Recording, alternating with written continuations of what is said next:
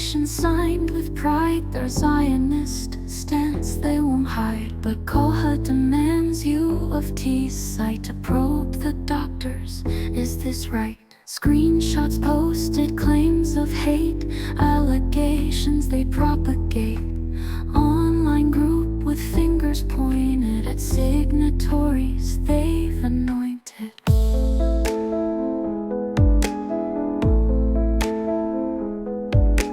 Content warning comes along. Antisemitism, the topic strong. Anti-Palestinian bias too, a complex issue to pursue. November 22, the date was set. DARA's letter, a bold vignette. Healthcare pros 500 plus. Oppose boycotts, making a fuss. Zionist rights they do defend. In open letters they extend. But CoHa's eyes on what they've said. On social media where words are spread. DARA's letter made it clear their Zionist stance they hold dear. Free of censure they demand in academic, medical land. They spoke of bias, double standards in Israel's case where speech meanders. A Jewish state they do declare. On sources of treatment some say unfair. They mention statements from above that clashed with Jewish rights thereof. No details given, just a plea for equal treatment, equality. Philip Berger spoke his mind at U of T. He did find a place he called the center core of anti-Semitism at its core. He pointed to the powers that be, the president's office U of T.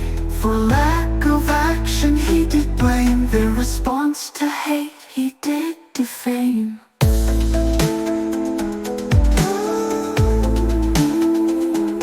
Back in 2020, a group was formed to battle hate where it stored.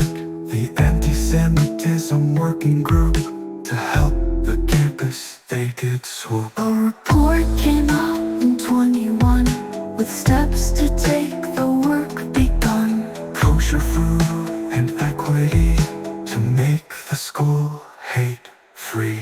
6 of 8 steps U of T has met. The rest are goals they haven't set. But progress made they do confess in the fight against hate's distress. CoHa responded with a start. Screenshots posted playing their part. Allegations of hate they claim on social media. Doctors' shame.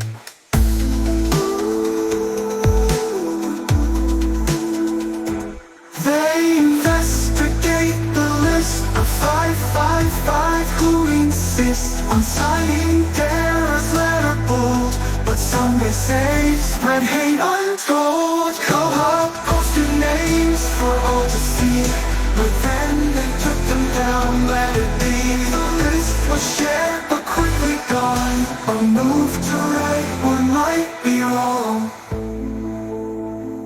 Be wrong, be wrong. They investigate the list to believe, but when it leads to hate they perceive a danger in the workplace clear, where bias and hate might interfere. They claimed workplaces often react when anti-Semitism's a fact.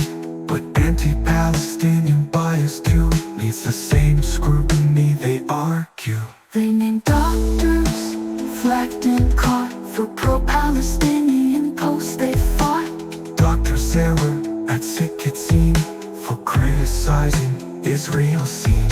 Soon after, sick kids made a call, investigating posts and all.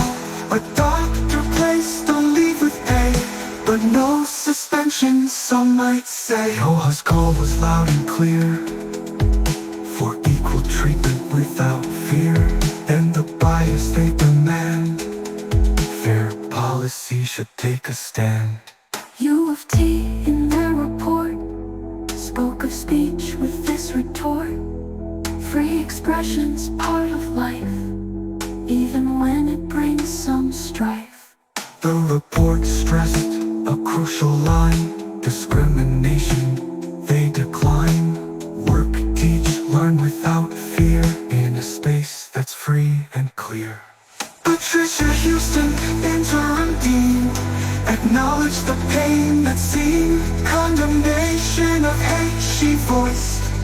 In standards they must be rejoiced. U of T works with partners close to keep the standards they impose. In learning clinical realms they vow to uphold rules here and now. Temerity medicine physicians sign open letter on their right to openly identify as Zionist.